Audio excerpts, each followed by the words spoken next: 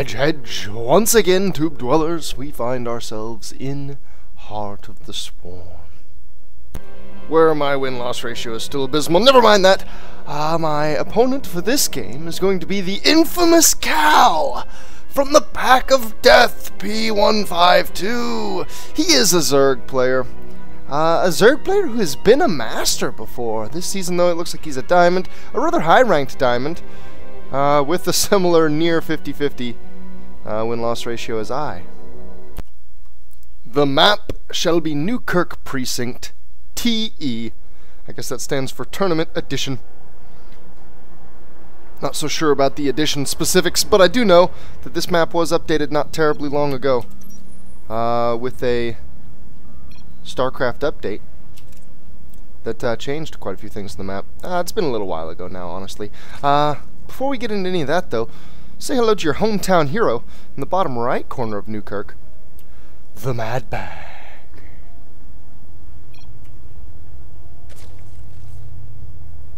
And apparently my opponent, Infamous Cow, musing about how he made a Masters level Zerg angry about him. Spawning in the bottom right, Infamous Cow. Some Masters level Zerg apparently called him a scrub as he lost. Oh, story of my life.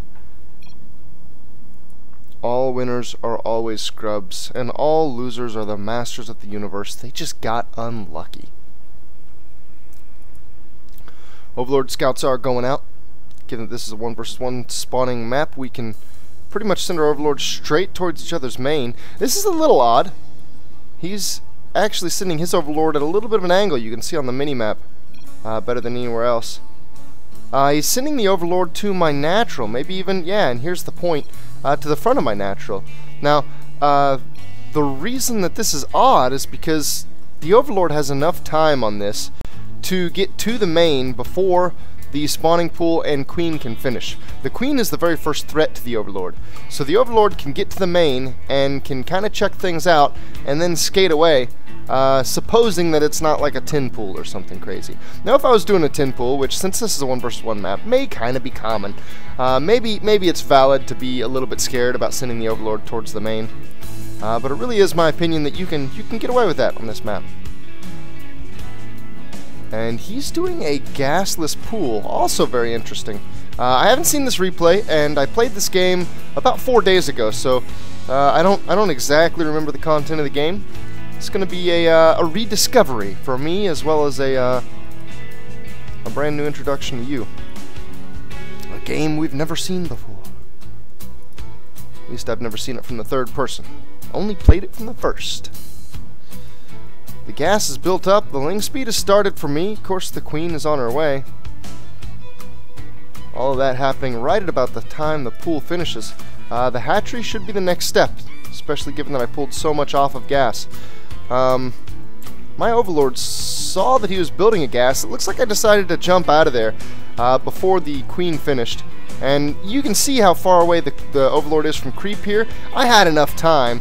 I only went in, given that vision, I only went into about here. I could have come into about here, and it would have let me see more. It would have let me see that spawning pool, specifically seeing this other gas. Seeing this gas building, you know, Zergs aren't going to take both gas that early, so I could have assumed that he was just getting one gas and then it was late. But I really should have poked in far enough to see that other gas. And now we see the scout network coming out. As my hatchery does go down, if we take my vision, we see that I've got good vision out in the front. I've got a couple lings doing battle with him over here. It looks like both of my lings fall to his one predator over here.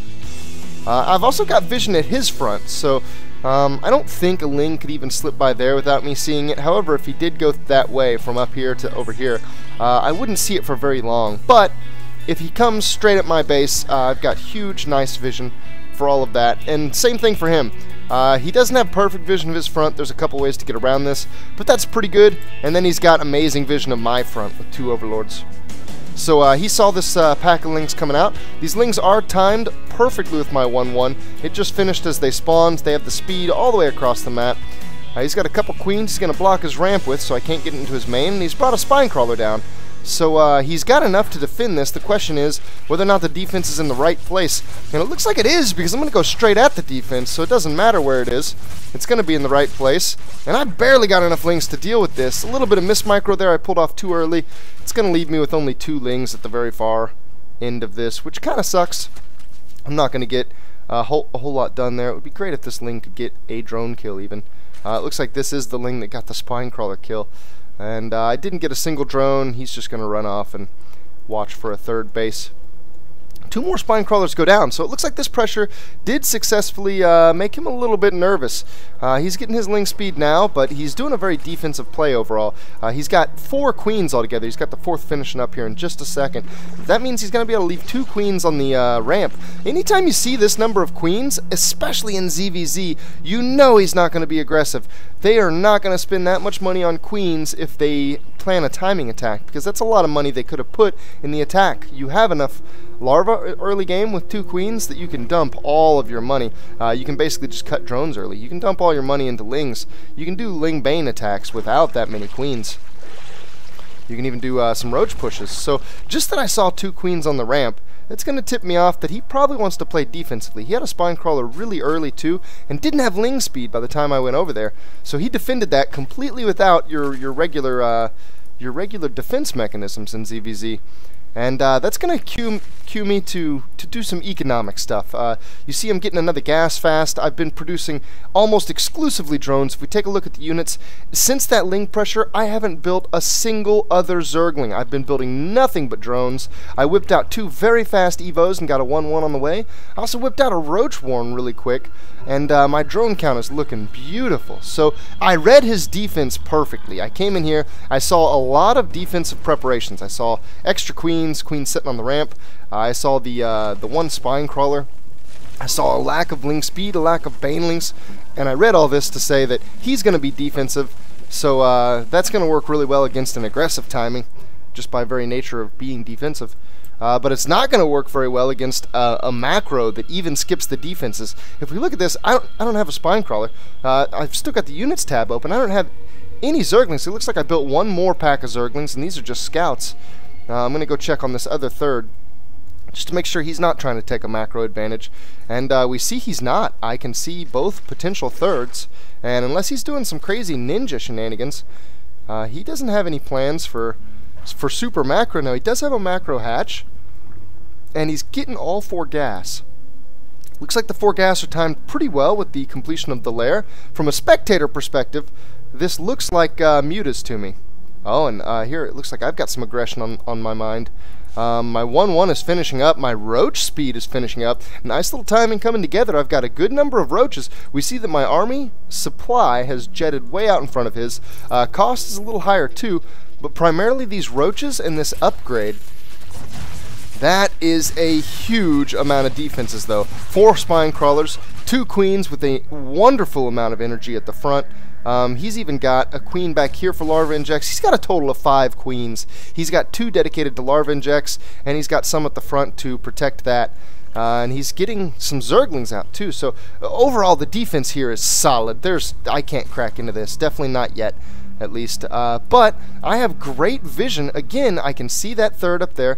I can't see this third right now, but I was just up here with a very aggressive force, and then I backed off. And that push, though it didn't do any direct damage, it did force the spine crawlers a little bit of indirect damage. He's got a lot of money invested here in this defense, the queens too. It allowed me to get out of third base. It bought me time more than anything. And now he's going to bring his huge pack of Zerglings up here. And it looks like he's going to try to snipe off my third. Now this could be nasty. He's got a nice surround on it. I'm going to kill quite a few Zerglings here, but I'm not sure I'm killing them fast enough. Oh, he's even going to run some up into the natural. It looks like the hatchery is going to go down. Zergling's going all the way up into the main. It looks like he means to pick off a few workers. It's not going to happen. He's going to go after the queen. He's not going to get the queen either because I split some of my forces up. So he does take out my third. I've got it queued right back up, though. And if we look at the other side of the map, there is no third coming from him. So that was a good play. That was a great play to equalize an advantage that I had gotten by pushing forward and ensuring that he couldn't get a third yet. Now his larva injects are crazy here. He's getting a crap ton of gas. He's got a lot of larva and he's getting a lot of Zerglings, but I don't know I don't know how his tech is trying to progress here. And there, I lost an Overseer, but I saw a ton of Queens with it. Honestly, again, from a spectator perspective, this looks like it's some kind of Nidus Baneling play or something. I don't know. And he just spent... Oh, okay, there it is. It looks like I had missed the... I still don't know where it is. Where is his Spire at? There it is, way back in the natural. 14 Mutalisks coming up, so that's what he saved the gas and minerals for, and he just spent almost everything. He's getting a huge cluster of Mutalisks. This is going to be a very damaging timing. But it's going to be a late timing. He's really put the economy behind this Muta thing. He's not going to... for an early Muta timing to hit the window as hard as he can, the window where I have low amounts of anti-air. Instead, he's just going to try to do a beefy Mutalisk timing and overcome my anti-air. But you see, my anti-air is up in huge numbers. I've got 3 Spore Crawlers at the natural, 3 at the main. I've got a Hydralisk Den. It's finishing my movement speed. I've got a decent number of Hydras. He's going to pick us some Hydras off here in the front. That's not good. I've got some more reinforcing. He's got a lot of Mutas, though. It looks like he's going to be a little bit afraid of this. Good, because I'm already at 2-2. He has no upgrades for the Mutalisks, so this small number of Hydras is going to be very damaging. I think these Mutas could probably take those Hydras out, but the Hydras would take out enough Mutas that it would be a cost-effective trade for me, and I would be able to reinforce more anti-air behind it. Now, here I go again with this push out. I think I've got just enough Hydras to keep him scared, so I'm going to go ahead and be aggressive here. And I can see, again, I've still got Lings up there. I get the force far enough to the front that I see he has no third. I have a third base, and while I don't have any saturation here, just having the hatch puts me ahead of him. This allows me to send some drones that way, and I saw a couple drones just now in the production queue. Here they come. This is going to allow me to take a little bit of an economic lead, a little bit of a macro lead. And the upgrades are already in place for me. Now, he's getting Zergling upgrades that are starting to look pretty respectable. He's coming close to 2-2 for his Zerglings. So if he starts getting some Banelings in the mix, a Zergling Baneling force can do well against a Hydra Roach force that's totally dependent on the Banelings connecting freely with the Hydralisks, though. And if that happens, then the Mutalisks can come in and clean up about everything. It is a very slow win for the Mutalisk Zergling player, but it still works out. Roaches are beefy, man. They take a while to kill. He's going to snipe off a gas. I like this play, especially with him knowing that I'm on additional bases. Him limiting my gas income means that he's going to limit things like hive research, upgrades, potential money for my Hydralisks. All good things for him to limit. He's got a very heavy gas force, and I have to counter that with the gas force. So the more gas he can snipe of mine, the better, especially since he sniped it pretty much for free. He also took out an attempt at a 4th base, and he also took out my Lings over here. So given that my Lings died, I know that he's trying to establish a 3rd, and here he's actually got a 3rd up here as well, and I see it. I spot it with the Lings. I don't spot the force sitting up there, but he hasn't started the 4th yet anyway. He's going to try to get some defenses up, and he's going to try to engage me full force here. I think I might have just enough Hydras. It's enough that it's still scaring him. I take out the 3rd, and it looks like I want to back off immediately after that. I got to be really careful with here. If these Banelings connect to these Hydras, the Hydras are going to do wonderful things, or I'm sorry, the Mutas are going to do wonderful things against the rest of the force. And it looks like I didn't have enough Hydralisks anyway. I microed that really well to keep my Roaches in the front and let the Banelings connect with them, while the Hydralisks just dealt damage to the Mutas. But here the forces become sacrificial. Everything of his has better movement speed, so if he's got a better army than me, if his army can beat mine in a direct engagement, I can't get away from him. I just got to do as much damage as possible. Now, he's got a huge clump of Mutas here. If we get a count, we're looking at 17, but I've got 16 Hydras, and again, I'm at 2-2. He does have the 1-1 finally for the Mutalisks. And given that I only have Hydras, Banelings could be devastating. He's getting a good number of Banelings, too. I've got a couple Roaches in the mix, but this could still be really nasty. Oh, I got to be careful. Oh, the Hydras. Oh, they need to not take Baneling hits. I think I've still got just enough. 13 on 12 Mutas. He actually lost a few Mutas there. He's going to pick off some Roaches as I cross the map once again. This entire time, I have still held him off of a 3rd base. The 3rd isn't finished. I canceled the 3rd up there. I'm starting to get decent saturation on my 3rd even. I've been really slow to saturate it, but the 3rd has been there. I've gotten something off of the 3rd the whole time. And this is going to be a really close fight. It looks like he's barely going to take it with the Mutalisk count. He's just barely got too many for my Hydralisks to deal with. but I've barely got too many roaches. Again, I cancel his third. This is becoming a starvation play. This is siege warfare, ZVZ style. I'm holding him off the bases, keeping him from mining while I'm mining myself. And we can see that my money is absolutely taken off. If I had the larva for it, honestly I should have a macro hatch. I could do things like flood some zerglings. Uh-oh. I hate to see that this many drones are still on this few patches. That needs to be split up some. I could flood some zerglings around the side and snipe that out. Maybe even flood 2 different packs and snipe some out in the front too. I'm in a little bit of a bad way though. Looking at the units tab, I only have 4 hydras right now. He still has 19 mutalisks. I've got a lot of spore crawlers everywhere though. So it looks like I may be able to still hold this off. Again, he's going to snipe some gas, but he's doing it at the cost of mutalisks now. I'm trying to get the 4th up, but he's going to deny that again. I don't have the hydralisk count. I'm starting to get a few up, but it's still not enough. It goes down. It looks like that wasn't canceled. Big mistake from me. I do have a lot of minerals, so it's not hugely detrimental to lose those minerals, but oh, he's going to come straight back in for the Hydras. God, the count of mutalisks against my count of hydralisks, it's always just barely enough for him to engage my hydras directly. But now I've got too many. He's going to do some fancy shenanigans on this gas once again, but he decides not to, and it looks like I even had transfusions ready for it. He decides it's not worth the mutalisks. His mutaclump is getting very small, and he has not had good mutalisk retention this whole game. If we take a look at the units lost, I'm ahead in overall resources lost. However, I've mined more. So if we look at spending, we can see economy, technology, army, all 3 tabs. I've been able to starve him out. I've been able to keep him off of a 3rd base. He now has the 3rd base up, and he's going to very quickly saturate it because the main's running out. His just like mine. And he's even got the 4th up, so now he's ahead of me on bases, and on drone count, it looks like I'm still in the lead, so this isn't beautiful for him, but he's getting the kind of economy that he needs to come back into this game, at least in base count. He's got a lot of banelings here, but I've still got a lot of hydras. I'm even going to split him up. This is like some Terran splits here, and his mutaball is not large enough, and it looks like the hydras are going to be enough to deal with him. All the while, a zergling counterattack takes out his 4th. And in the game, it's kind of hard in the heat of a moment to see exactly what went right and what went wrong, but it looks like he knows. Good starve, he says. I held him off that 3rd base for so long that I was able to take a huge advantage over him. Well played, he says, and I say GG!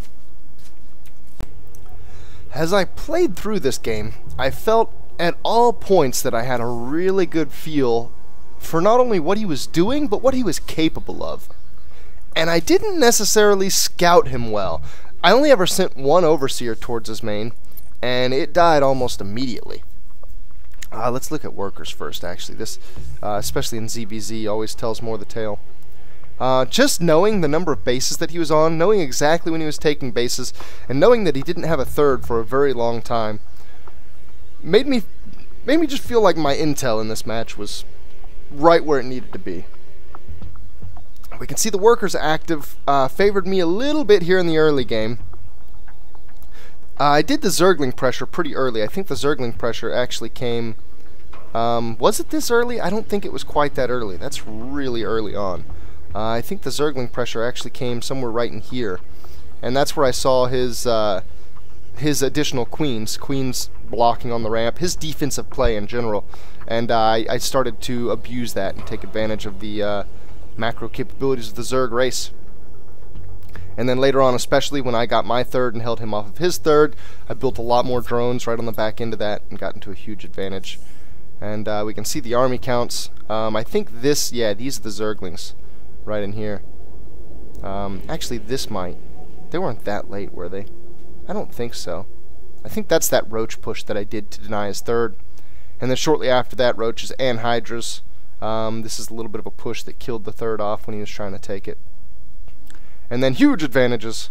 It was really interesting to see how close he was able to stay with army, with the mutalisk count, how he was able to keep me on the edge of losing those fights all the time. My pushes did just the bare minimum of what they needed to do for me to maintain my advantage. And then they petered out. They died right after they accomplished their goal. Interesting little bit of balance there. Yeah, and this is a lack of bases. This is his main running out. in his resource collection rate. And then eventually started to get some more bases up, but I killed those. Well, there you go, another little ZVZ. I've been getting quite a few of those lately. Honestly, I want to cast some PVTs. I want to go find some professional PVTs and cast some of those, because my channel is almost totally devoid of Protoss vs. Terran content, because I'm Zerg and I don't play that matchup. That's the one matchup. I guess for that matter, TVTs and PvPs too. I should go cast some of all of those. Maybe I should make the next couple pro replay sit-down castings that I do totally focused on that, just to keep the content fair and balanced. Thanks for watching, everybody. That's it for this one. I'm sure I'll see you in more in the future. Later!